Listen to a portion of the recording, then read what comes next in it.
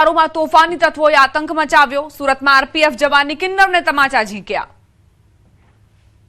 આણંદના railway platform પર જોવા જેવી થઈ। પ્લેટફોર્મ પર આરપીએફ જવાનની કિન્નરને તમાચા ઝીંકી દેતા ચકચાર મચી ગઈ। આરપીએફ જવાનની કિન્નરને જાહેરમાં વાળ પકડીને તમાચા મારી દીધા। પ્લેટફોર્મના દાદર ચડતી વખતે આરપીએફ જવાનની કિન્નરને માર માર્યો હતો। આરપીએફ જવાનની દાદાગીરીનો આ વિડીયો સોશિયલ મીડિયામાં વાયરલ થયો।